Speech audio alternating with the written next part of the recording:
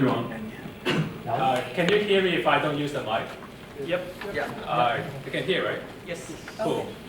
This side? Okay. Yeah. Perfect. I don't like my voice on the mic. So, first of all, of course, thank you, White Top, to inviting me. I'm so happy to be in UST. I'm actually from HKU. It's a long journey from Hong Kong Island to here. My time actually got 15 minutes, right, according to the rundown, and I want to be, the pace will be a little bit faster so that we can, our brain can be more refreshed. It has been a long day after Excel paper and lecture, so let's throw that away and give ourselves 2 hours to listen to what we have. This is our product. All right. So this is we are the product of education curriculum nowadays in Hong Kong, and of course we got some friends from other countries, and you guys would be interested to know about what we are doing at the moment and what we have in Hong Kong. So this sharing is, Grand Talk is all about life, and I'm sharing about my life, not about how much I have achieved, and I will share more about my thinking and my journey. So I hope I got time for you guys to raise questions, so I'll have to make it more interactive as well. So this is me, I'm Andre from HKU. So my major is international relations, but nothing that I'm doing is related to international relations. Graduate already? Not yet.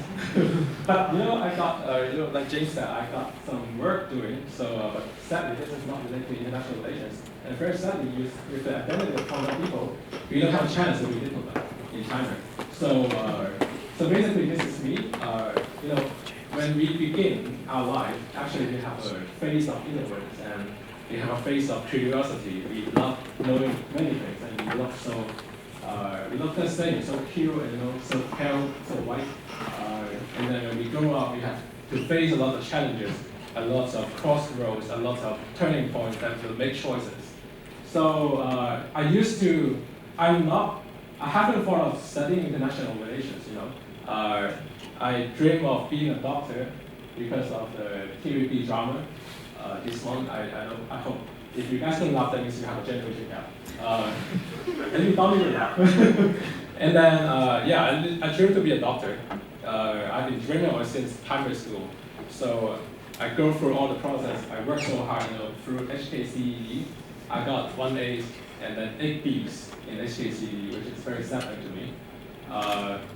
And then go through another process of Hong Kong advanced level examinations. And then I worked so hard through all this process. And then suddenly, at the end of the day, in Hong Kong advanced exam, at A level we call it. After A level, and then I got the result sheet, and then this totally a disappointment to me because my result is not enough to go to medical college, no matter CHK or HKU. So that really gave me a shock. I have no idea what to do next because I've been dreaming of being a doctor only, going to medical college to be cool and to be respected by the people, especially when tracing back my family is actually immigrant family, and my relatives in Hong Kong look down on my family. They feel, oh, your mother is from China. Your social status is low. I don't respect you. You are second class in Hong Kong. And that's why I want to be a doctor. I want to be respected, and I want to achieve high. I want to help people. So, and then after exam, after advanced level, after all those tears, pain, and blood, I find out, I feel like, the curriculum cheated me. I paid so much effort. I sacrificed my extracurricular activities. In high school, I practiced high jump. Even though now I don't look like an athlete, but I do practice high jump and got ranking in Taekwondo. And then I also practiced violin, and I worked in studio before. I record music before for people. And then for public exam, I gave up all of them, just for going to tutorial classes, going to modern education, going to King's education, and then after that I got the result, which is not letting me go to medical college. So that time I really talked to myself, what should I do next? Because I have no idea where to go, and I have no idea what other subjects will lead me to. So at the end, still, I'm very lucky to go to HKU. And then I go to HKU, and then I randomly choose social science because my senior told me HKU social science is so flexible, and you have free. You can skip classes, choose and do whatever you want. So I do listen what he said and then go there. And then HKU, first of all, gave me a lot of fantasy, gave me a lot of expectation. HKU is still the top university, so-called the top university in Hong Kong. And then social science, maybe it's about psychology, maybe, that time we don't know much about what we will be studying in university, so we have a lot of fantasy expectation. We think about, okay, maybe the environment will be cool like this. Indeed, we now have some Italian campus, and then we have a great lecture talking about life, debating, philosophy, questioning many meaningful stuff. And then what exactly actually happened is not like this. The reality is, in the lecture, people are not taking notes, people are not focusing on lecturer. We do our own stuff, Facebook, line gap, different stuff. Maybe, HKU is cool because it's near Lang Kwai Fong, near the club. You can, party, you can enjoy a lot of stuff. Partying, and then, but at the end, it's not. My life is set. I feel like forever alone. It seems like all those expectations after high school, during all those processes, is rushing so fast, and then they give you a lot of expectation, a lot of different thinkings that infusing you a lot of ideas. But then after that, suddenly they give you a punch. Hey, it's not true. Especially after you go to university, many things goes wrong. This is not what I'm supposed to study. I should be studying medicine. I should be studying different stuff. But then social science gave me a lot of readings, gave me a lot of things. Professor was teaching something or reading slides. This is something I don't understand, and I have nowhere to seek help. I don't know what to do. The main thing for me is I have no idea what I would expect, and I have no direction. So I feel so lost. And then, after that, after all those life journey, suddenly things become very slow, and then I start thinking about values, because everything is set to be like this. Social media, the news, people, your parents give you these kind of expectations, give you these kind of values. Hey, Andre, HKU is good like this. It's good. Study hard, good like this. And then when you go to HKU, everyone do different stuff, and it seems like you enjoy what they're doing, but actually the surrounding gives you a feeling that I'm lost. So the value that they give you actually are very different. And then in the end of first semester, after the first semester, I gave myself some questions. Should I just keep studying like this? Should I just keep studying like this and then finish my degree and then get a job, maybe in a bank or in NGOs, and then have a stable life, or there will be some changes I can do it for myself. So of course we cannot travel time, but we can do our own judgment and make our own decision for ourselves. So very randomly or very by chance, the semester break in HK is actually very long. So I searched at Google volunteer, because I think that there must be some reason for me to go. First of all, I need to get out of Hong Kong, because I think that the environment in Hong Kong is so captive that I have no space to think. So I'm thinking taking a chance in semester break to leave Hong Kong first, to maybe in a new environment, maybe I will think about something new, or maybe a new environment I can have some choices that I cannot come up with when I was in HKU or in Hong Kong. So I Googled volunteer, and then the top selection is Cambodia. So again, I just joined it and then went to Cambodia. And then the whole life actually that trip actually changed myself, because I spent 14 days in Cambodia. It's actually 14 days in the village in Cambodia. And then my work is actually talking to the local people through the translator, keep asking them questions that I've never asked. Like, now we have a school that we built. You can teach English there. So what would you expect for your child? Or what would you expect your children that you will become in future?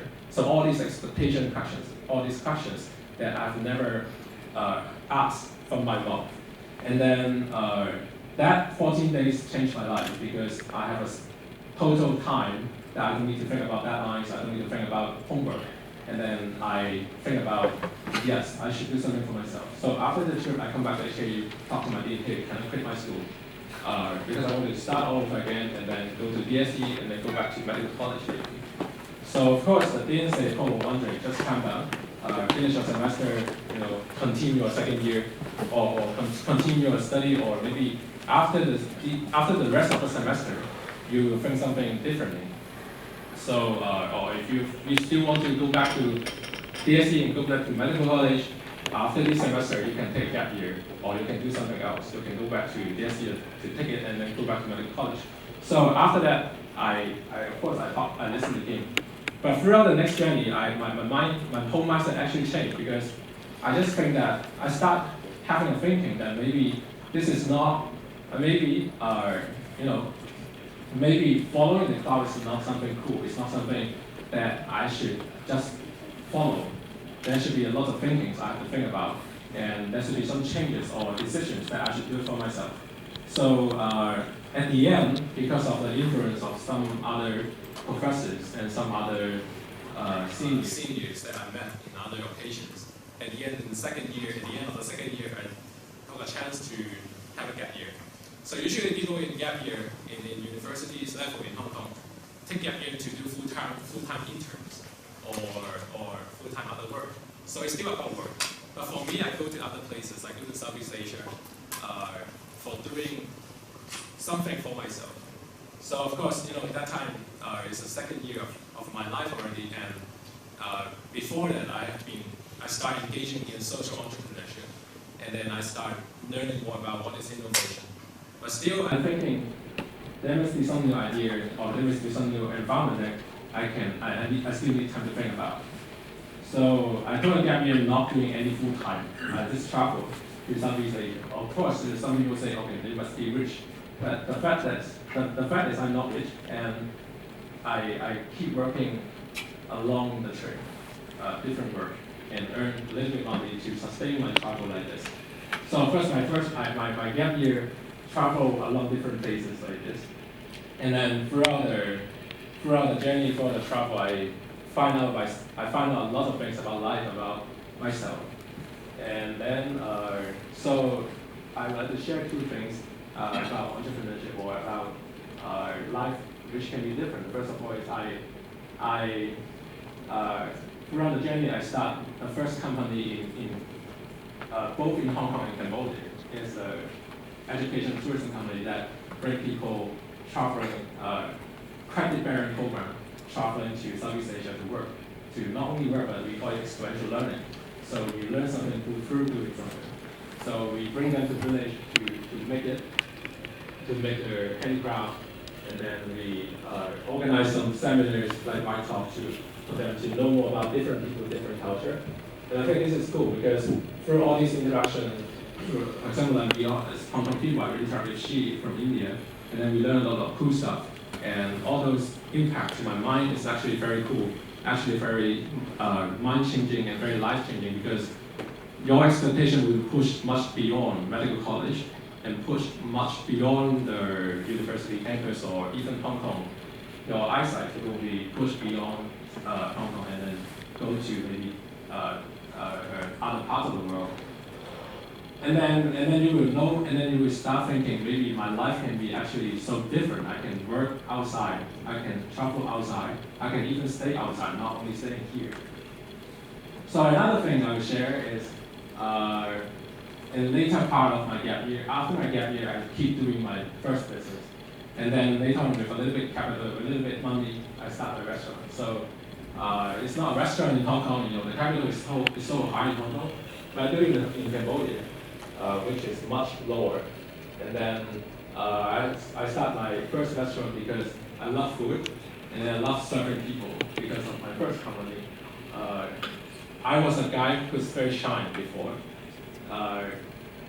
As especially I'm university students, and I have to take care of university students, you feel shy because you try to make yourself like I'm a boss, but at the same time they're actually the same age, or even someone are even older than you have to serve them.